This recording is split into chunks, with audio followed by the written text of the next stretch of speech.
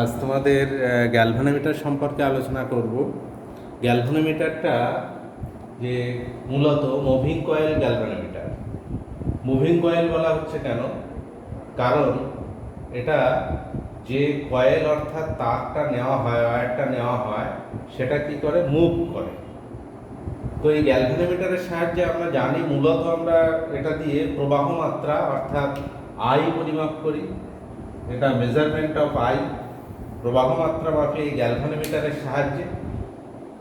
এখন এর মূলত এর প্রিন্সিপাল বা নীতিটা হলো যে যখনই কোনো ম্যাগনেটিক ফিল্ডের মধ্যে এরকম কয়েলটাকে রাখা হয়, তারের কয়েল যার ভিতর দিয়ে তড়িৎ প্রবাহ হবে, তাহলে কি হয়? সে বিক্ষিপ্ত হয়, অর্থাৎ তার উপরে একটা টর্ক ক্রিয়া করে। সেই টর্কের প্রভাবে কি হয়? ওটা ঘুরে যায়। যতটা কোণ ঘুরে যায়, সেটা যত প্রবাহ মাত্রা বেশি হবে, কোণ তত বেশি হবে। সেখান থেকেই কোণ থেকেই প্রবাহ মাত্রা আই পরিমাপ করা হয়।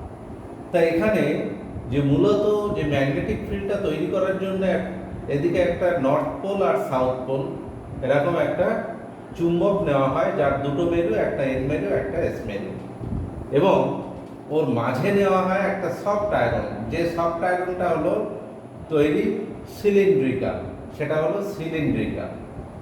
এইবার ওই সফট আয়রন যে কোরটা আছে, এই কোরের উপরে যে তারগুলো জড়ানো হয় ওয়্যার, সেটা হলো কপার ওয়্যার, এবং অবশ্যই সেটা ইনসুলেটিং ওয়্যার।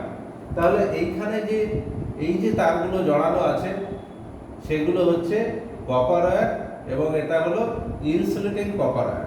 এটা কপার ওয়্যার, এবং যেগুলো হচ্ছে ইনসুলেটিং। ইনসুলেটিং হওয়ার ফলে কি হয়? যে একটা তারের সঙ্গে আরেকটা তার কাছাকাছি খুব ঘন সন্নিবিষ্টভাবে জড়ানো থাকে, ফলে তার ভিতর দিয়ে কোনোভাবেই তড়িতের জন্য কোনো রকম কোনো ইফেক্ট হয় না। তাহলে ইনসুলেটিং ওয়্যার এইভাবে জড়ানো হয়, এবং এই সিলিন্ডারের উপরে এবং নিচে অর্থাৎ আপার এবং লোয়ারে যেটা থাকে, সেটা হলো এটা ফসফর ব্রোঞ্জ নির্মিত তার, যেটাকে অ্যাকচুয়ালি বলা হয় তার বা ফিতে, যেটাকে বলা হয় fine strip of phosphor bronze. একটা ফিতে থাকে, এবং নিচে থাকে ওই ফসফর নির্মিত একটা স্প্রিং। এইবার নর্থ থেকে সাউথে যখন এটা ম্যাগনেটিক ফিল্ডটা যায়, এইখানে এই আয়রন কোর, সফট আয়রন কোরের উপরে তামার তার জড়ানো আছে, তার দুই প্রান্তে একটা আছে ফসফর ব্রোঞ্জ, উপরে তারটা, আর নিচেও ফসফর ব্রোঞ্জের স্প্রিং। এই ফসফর ব্রোঞ্জ স্ট্রিপ, যেটাকে লেখা হচ্ছে ডাব্লু, এর এইখানে এম লেখা আছে, এর সঙ্গে একটা মিরর বা আয়না যুক্ত করা হয়, এবং তার সঙ্গে তার উপরের প্রান্তটা কি হয়? একটা টরশন হেড টি। এটা টরশন হেড, যেটার সঙ্গে ওটাকে অ্যাকচুয়ালি ঝুলতে থাকে বা প্রলম্বিত অবস্থায় থাকে, তাহলে ওটা হ্যাঙ্গিং অবস্থায় থাকে। সেই টরশন হেডের সঙ্গে এই তারটার একটা প্রান্ত যুক্ত করা হয়। এইবার ওই টরশন হেডের ওখান থেকে আরেকটা প্রান্ত নিয়ে আসা হয়, এবং স্প্রিংয়ের শেষ প্রান্ত থেকে আরেকটা প্রান্ত নিয়ে আসা হয়। এটা হচ্ছে টার্মিনাল পয়েন্ট, অর্থাৎ যে গ্যালভানোমিটারের প্লাস এবং মাইনাস, বা গ্যালভানোমিটারের যে দুটো পয়েন্ট, একটা দিয়ে কারেন্টটা যাচ্ছে আর একটা দিয়ে কারেন্টটা বেরোচ্ছে, তার যে দুটো পয়েন্ট, সেটা হলো এই দুটো পয়েন্ট দেখানো হয়েছে, টার্মিনাল পয়েন্ট। তো এক্ষেত্রে যখনই কারেন্টটা পাঠানো হবে, তখন কি হবে? এর ভিতর দিয়ে যখনই কারেন্টটা পাঠানো হবে, তখন এটা ওই তারটি ভিতর দিয়ে তড়িৎ প্রবাহ হবে, এবং সেটা এটা আয়তাকার তারের কুণ্ডলী। আমরা জানি যে আয়তাকার তারের কুণ্ডলীর মধ্য দিয়ে তড়িৎ প্রবাহিত হলে এটা আয়তাকার তারের কুণ্ডলী। তাহলে যদি চৌম্বক ক্ষেত্রটা এর সঙ্গে প্যারালালি থাকে, এর সঙ্গে প্যারালালি চৌম্বক ক্ষেত্রটা থাকে, তাহলে প্যারালাল চৌম্বক ক্ষেত্রই তারের, তাহলে এর দুটো প্রান্ত, একটা হলো P Q R S. P Q R S, এই পি কিউ এবং আর এস, এই দুটো প্রান্তের সঙ্গে এটা সমান্তরাল। ম্যাগনেটিক ফিল্ডটা এর সঙ্গে সমান্তরাল, ফলে সমান্তরাল হলে তাহলে তাদের মধ্যে যে উৎপন্ন টর্কটা হবে জিরো। যেহেতু টাউ ইকুয়ালস টু হয় এখানে ফ্লেমিংয়ের লেফট হ্যান্ড রুল অনুযায়ী যে এইখানে একটা দ্বন্দ্ব কাজ করবে, সেই দ্বন্দ্বটা হবে এর ভিতর দিয়ে তড়িৎ প্রবাহিত হলে এখানে এর জন্য হবে চুম্বক, একটা ফোর্সটা হবে এদিকে এবং এর জন্য ফোর্সটা হবে এদিকে। এই দুটো ইকুয়াল অ্যান্ড অপোজিট ফোর্স পরস্পর ক্রিয়া করবে এবং তার জন্যে যে টর্কটা উৎপন্ন হয় tau equals to B I A. যদি এটা নাম্বার অফ টার্মস এন হয়, এন পাকের জন্য, তাহলে উৎপন্ন টর্কের মানটা হয় এইটা। এইখানে কিন্তু পরস্পর এই বি ভেক্টর এবং এরিয়া ভেক্টর, অর্থাৎ এটাকে আমরা লিখতে পারি যে I A N I A cross B vector, এরা পরস্পর পারপেন্ডিকুলার। এ ভেক্টর এবং বি ভেক্টর পরস্পর পারপেন্ডিকুলার। তাহলে উৎপন্ন টর্কের মানটা হয় পারপেন্ডিকুলার হলে এটা equal to B I N A. এটা ম্যাক্সিমাম হয় যেহেতু টাউ ইকুয়ালস টু হয় এটা equal to B I N. তো এখন এই দুটো তারের মধ্য দিয়ে যেটা যাচ্ছে সেটা সমান্তরাল ভাবে হয়। তো এখানে যখনই এটা ঘুরে যায়, এটা নেওয়া হয় অ্যাকচুয়ালি এরকম সিলিন্ড্রিক্যাল, যে ম্যাগনেটটা নেওয়া হয় সেটাও সিলিন্ড্রিক্যাল নেওয়া হয়। ফলে ভিতরে যে সফট আয়রন সেটা যখন এরকম ঘুরে যায়, তাহলে তার জন্য এই সিলিন্ড্রিক্যাল নেওয়ার ফলে কি হয়, যে ম্যাগনেটিক ফিল্ডগুলো সবসময় হয় তার সেন্টার অর্থাৎ রেডিয়াস বরাবর এটা ক্রিয়া করে। এখানে যে ম্যাগনেটিক ফিল্ড এটা ক্রিয়া করছে রেডিয়াস বরাবর, এখান থেকে এটা রেডিয়াস বরাবর, এটাও রেডিয়াস বরাবর। ফলে কি হচ্ছে, যে উপরে যে তারের কয়েলের উপরের অংশটা এবং নিচের অংশটা এটা ম্যাগনেটিক ফিল্ডের সঙ্গে প্যারালাল হচ্ছে, পরস্পর সমান্তরাল হচ্ছে। তাই বলা হচ্ছে যে magnetic field parallel to the plane of coil. তাহলে এই দুটো হবে, দুটো ক্ষেত্রে প্যারালাল হবে। তাহলে শুধুমাত্র এই দুটো ক্ষেত্রে কি হবে, পরস্পর পারপেন্ডিকুলার অর্থাৎ লম্ব। তাহলেই যে টর্কটা হবে সেটা হলো B into I into N into A. এখানে যদি নাম্বার অফ টার্মস হয় এন। এখন এই টাও টর্ক, উৎপন্ন টর্কটা এর জন্য কি হবে, যেই টর্ক উৎপন্ন হলো, অর্থাৎ টর্ক উৎপন্ন হলে কি হবে, ওই যে তারটা, তারের কয়েল যেগুলো জড়ানো আছে এই সিলিন্ডার গায়ে, ওই সিলিন্ডার সমেত এটা ঘুরে যায়, সিলিন্ডার সমেত। এবং সিলিন্ডারের অক্ষ এবং এই যে ফসফর ব্রোঞ্জ সেটা এই এর অক্ষের সঙ্গে একই অক্ষে অবস্থিত। অর্থাৎ সিলিন্ডারের যে অক্ষটা, একটা সিলিন্ডারের অক্ষ, এই সিলিন্ডারের অক্ষ অ্যাক্সিস, এর সঙ্গে এই টরশন হেডের সঙ্গে যে ফসফর ব্রোঞ্জ আছে সেটাও একই অক্ষের সঙ্গে এটা আছে। এবং এই ফসফর ব্রোঞ্জ কেন নেওয়া হয় সেটা আমরা সেই ব্যাপারে পরে আসছি। তাহলে যখনই একটা ম্যাগনেটিক ফিল্ড এখানে ক্রিয়া করবে, ম্যাগনেটিক ফিল্ড ক্রিয়া করার ফলে এইটা কয়েলটা এখানে কি হবে, একটা টর্ক উৎপন্ন হবে। টর্ক উৎপন্ন হলে এই ফসফর ব্রোঞ্জ নির্মিত স্ট্রিপ বা ফিতেতে কি হবে, একটা মোচড় তৈরি হবে, একটা টরশন রেস্টোরিং একটা ওখানে বল কাজ করবে, যেটাকে আমরা বলতে পারি একটা মোচড় বা একটা দ্বন্দ্ব তৈরি হবে। তো তার জন্য কি হবে, সেটা ঘুরে যাবে, এই তারটা একটু ঘুরে গেল। এইখানে যদি সেটা থিটা কোণ ঘুরে যায়, তাহলে আমরা বলতে পারি থিটা কোণ ঘুরে গেলে যে সেক্ষেত্রে যে উৎপন্ন টর্ক টাও ইজ ইকুয়াল টু হবে সি ইন্টু থিটা। থিটা কোণ, থিটা অ্যাঙ্গেল ঘুরে যাওয়ার জন্য এইখানে সিটাকে আমরা বলছি যে টরশনাল কনস্ট্যান্ট, সিটা হলো টরশনাল কনস্ট্যান্ট, আর থিটা হলো থিটা কোণ ঘুরে গেছে। তাহলে এখানে টর্ক, এটা deflect the coil from the equilibrium position, ফলে এটা একটা ইকুইলিব্রিয়াম পজিশন আসবে এবং এর উইন্ডোটা এখানে, এই স্ট্রিপটা এখানে থিটা কোণ ঘুরে যায়।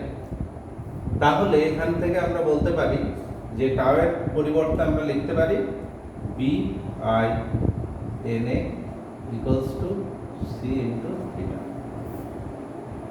আচ্ছা, সিটা হলো টরশনাল কনস্ট্যান্ট। Torsional constant.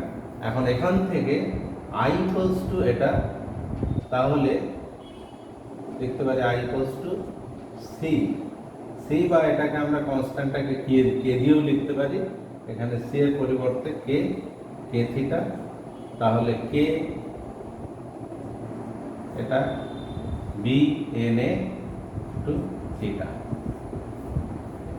আর এখান থেকে লিখতে পারি theta upon I equals to B N A by K. কেটা হলো টরশনাল কনস্ট্যান্ট। এই কে এর মানটা এখানে থিটা আপন আই, এই রাশিটা, এই অনুপাতটা, এটা হলো মেজার করে এই যন্ত্রটার সেন্সিটিভিটি কত, সেটা হলো থিটা আপন আই। এইখানে সেন্সিটিভিটি বেশি হবে কি করে, যদি বি এর মানটা বেশি হয়, অর্থাৎ ম্যাগনেটিক ফিল্ড যেটা, সেটা যদি বেশি হয় তাহলে সেন্সিটিভিটি বেশি হবে।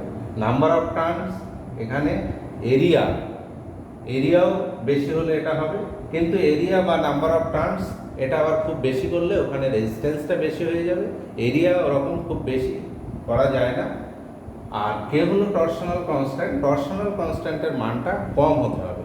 তা একমাত্র দেখা যায় এখানে এই যে ফসফর ব্রোঞ্জ, এর ক্ষেত্রে কি হয়, টরশনাল কনস্ট্যান্টটা সবচেয়ে মিনিমাম হয়।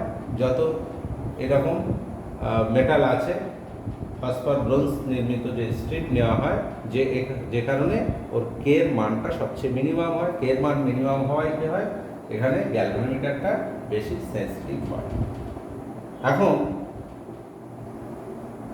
তাহলে গ্যালভানোমিটারকে এইবার সরাসরি এইভাবে কোনো লাইনের তড়িৎ প্রবাহের সঙ্গে সরাসরি যুক্ত করা হয় না, সেটা করা হয় কি, কোনো গ্যালভানোমিটারের সঙ্গে একটা শান্ট যুক্ত করা হয়। গ্যালভানোমিটারের সঙ্গে এখানে যে গ্যালভানোমিটারটা থাকে তার সঙ্গে একটা শান্ট যুক্ত করা হয়। কারণ গ্যালভানোমিটারটা এটা এতই সুবেদী সেন্সিটিভ যন্ত্র যে ম্যাক্সিমাম কারেন্টটা কি হয়, এই গ্যালভানোমিটারের মধ্য দিয়ে যদি যায় তাহলে গ্যালভানোমিটারের এই যন্ত্রটি পুড়ে যাওয়ার সম্ভাবনা থাকে। সেই জন্যে কোনো গ্যালভানোমিটারকে যখন যুক্ত করা হয় কোনো লাইনের সঙ্গে, তখন কি হয়, এর সঙ্গে একটা নিম্নমানের একটা শান্ট যোগ করা হয়, নিম্নরোধ যুক্ত। তাহলে সেক্ষেত্রে এই শান্টের রোধ হচ্ছে এস, এবং এর ভিতর দিয়ে কারেন্ট হলো আইএস, এর ভিতরে কারেন্ট আইজি, এবং গ্যালভানোমিটারের রোধ আরজি। তাহলে সেখান থেকে আমরা বের করতে পারি যে নিম্নমানের শান্ট, কি মানের শান্ট এটা ব্যবহার করা হয়, বা এখান থেকে আমরা লিখতে পারি আইজি ইকুয়ালস টু আরএস। এই শান্টের রোধ, শান্টের রোধ হলো আরএস আপন আরজি প্লাস আরএস ইন্টু আই।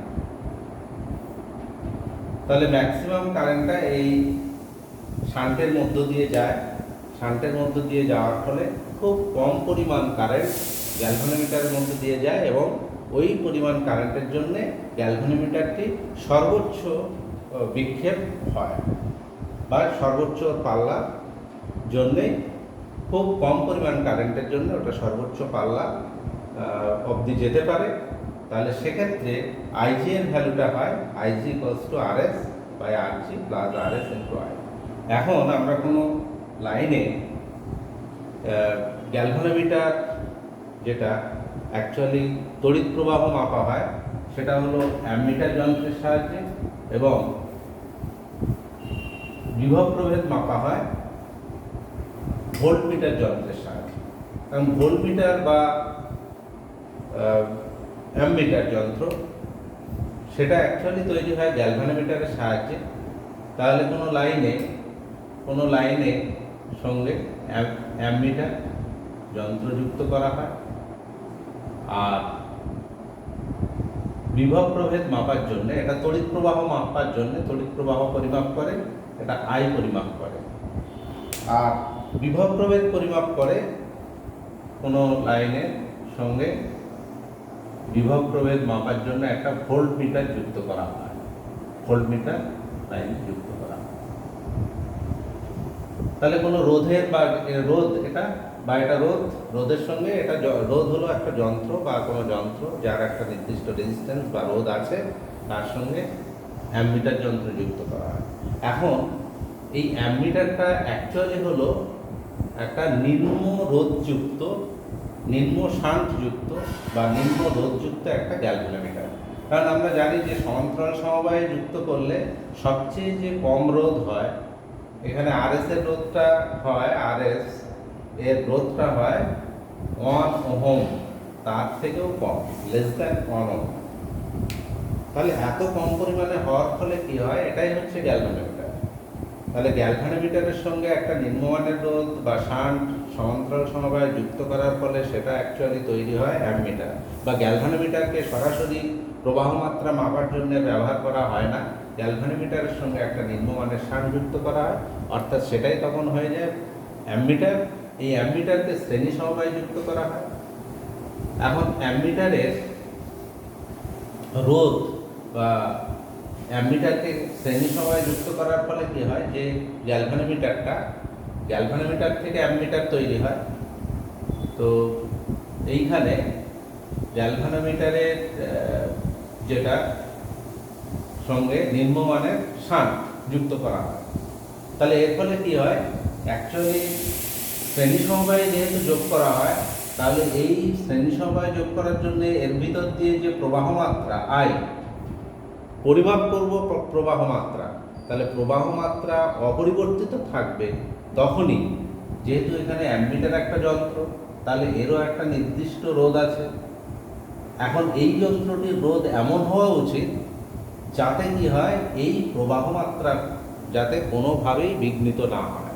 তাহলে আই যদি অপরিবর্তিত রাখতে হয়, আইটা অপরিবর্তিত থাকবে, অর্থাৎ আইটাকে কোনো রকমভাবে চেঞ্জ করা যাবে না, কারণ এটা লাইনের আমরা প্রবাহ মাত্রা মাপতে চাচ্ছি, কোনো বৈদ্যুতিক লাইনের প্রবাহ মাত্রা আই, এই আইটাই আমরা পরিমাপ করতে যাচ্ছি অ্যামমিটার যন্ত্রের সাহায্যে। এখন অ্যামমিটার মানেই বলা হচ্ছে যে সেটাই হচ্ছে একটা গ্যালভানোমিটারের সঙ্গে নিম্নমানের শান্ট। নিম্নমানের শান্ট যোগ করা মানে যার তুল্য রোধ হচ্ছে সবচেয়ে কম। তাহলে এখানে অ্যামমিটারের রোধ সবচেয়ে কম। অ্যামমিটারের রোধ যদি খুব কম হয়, তাহলে এখানে বৈদ্যুতিক লাইনে যে প্রবাহটা যাচ্ছে, প্রবাহ মাত্রা আই, সেই প্রবাহ মাত্রা প্রায় একই থাকে, অর্থাৎ প্রবাহ মাত্রা খুব একটা হেরফের হয় না বা খুব একটা ভুল হয় না প্রবাহ মাত্রা পরিমাপে। সেই জন্যে দেখতে হবে যে যতদূর সম্ভব এই শান্টের রোধটা কম হতে হবে। ওই জন্য আদর্শ অ্যামমিটার বলতে যেটা বলা হচ্ছে, আইডিয়াল অ্যামমিটার, আদর্শ অ্যামমিটারের রোধ কত হতে হবে, রোধ এটা 0 হতে হবে, 0। যদি 0 হয়, আদর্শ অ্যামমিটারের রোধ হয় 0, তার মানে যে তাহলে পুরোপুরি আই প্রবাহ মাত্রাটাই পরিমাপ করতে পারবে। কিন্তু একেবারে আদর্শ অ্যামমিটার এইভাবে তৈরি করা সম্ভব হয় না।